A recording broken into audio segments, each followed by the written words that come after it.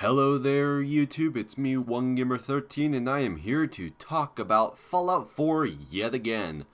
Now, this is a rather interesting idea that I have concerning the main character of the video game. This hit me shortly after I finished with the audio recording of the video talking about the cryo sleep. So go watch my previous video on Fallout 4 if you want to be filled in on that. But this hit me.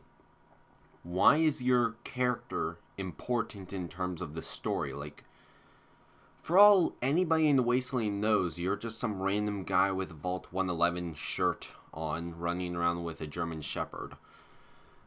Now, I have an idea, and I can kind of explain using proof from various Fallout video games as to why your character could be considered an invaluable resource to many factions.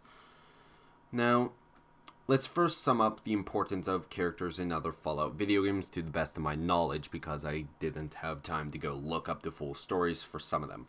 Fallout 1, your importance is that you are the one chosen to go find a new water chip for your vault. After that, you just do whatever the frick you want in the Wasteland.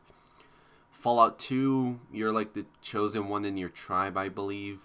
I can't quite remember the story for that one, but I know you're just the chosen one prophecy. Blah, blah, blah, blah, blah. Fallout 3, you are the son or daughter of the person trying to save the Wasteland. After they're killed, the story kind of turns into a revenge plot / save the Wasteland plot. And you're involved because you're linked to the person in charge. New Vegas, you're tied in because you're the guy transporting the very valuable chip, and you're just kind of roped in through money. Kind of Vegas themed like that, all about the money. Now, for Fallout 4, we don't really have a clue why the main character is really important. And that kind of bothered me for a while, so I thought, what makes your character so unique, beside the fact of him being from a vault? Like, fresh from a vault. Now, this is running off the idea of cryostasis, cryosleep, whatever you want to refer it to. It's mainly not really the fact of who you're connected to, but you specifically, the character specifically, the DNA of the character.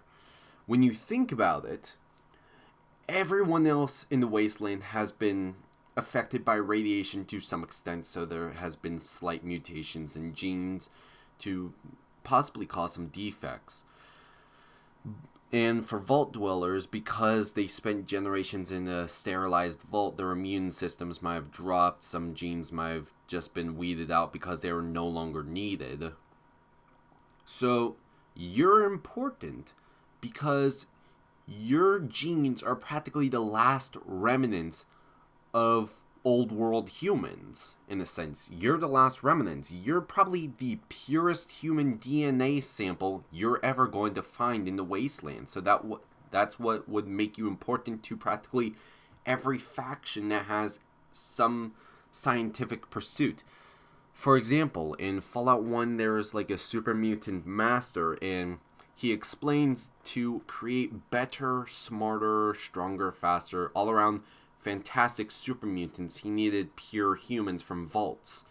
Now, someone from before the war who has perfectly pure genes, he would be a fantastic subject for the best super mutant possible in terms of that one.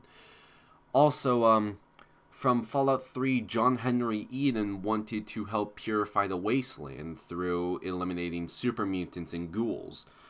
Now, it would also help to have a sample of pure human genes. That would be fantastic in reestablishing humans as like a dominant species in the Wasteland, having like old values that might have been accidentally weeded out because of vault security. And finally, because this game's taking place in the Commonwealth, maybe some Commonwealth scientist, for example, Dr. Zimmerman. Why do I keep calling him Zimmerman? Someone like Dr. Zimmer could want you for DNA sampling. So that's a way that you could be considered highly important to every faction in the game. Or maybe, possibly, there could be a new faction. We've been shown the Commonwealth Minutemen, but I mean like an entirely new faction on the lines of like Brotherhood, the Steel Grade Power faction, but it's kind of unique to the area. Now that could be all, maybe secret society, I don't know, conspiracy theory. Yes, I went there. Oh wow, I freaking feel like I'm rambling on, but I continued thinking as to why you would be kind of roped into some conflict. Now, this ties into the idea of you being the only survivor of Vault 111. Now, I have an idea that you're the only survivor, not because like other people died due to like something happening in the vault. I have an idea that the vault was raided by like something like the Commonwealth or some other faction looking for vault dwellers, and they just found pure human DNA and tried to use it for scientific testing, and in it resulted in those test subjects being killed, and they come after you because you're the one they left behind for various reasons. Fill in the blank here. Or that was actually my main theory for that. But yeah, it's not much. I did have some proof to help support my idea of you being important to practically every faction in the game. So in the comments section below, I want to hear your ideas as to why and how the character might get roped into large conflicts, and why he might be an important asset to many of the major factions in the video game. So I would love to hear your reasoning, and remember to provide proof and possibly some examples if you feel like you need to or want to.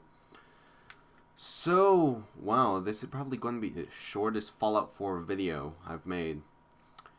Yeah, I'm going to talk about what's going to be the next subject I'm going to talk about. That could be also something you put in the comment section below. I still want to get to the critical hit systems, but I felt like I should put this idea out since nobody else was really doing it. Wow, I feel like I'm rambling nonsense right now. But anyways, this has been OneGamer13 talking about Fallout 4 and your character's importance, and I hope to see you all later.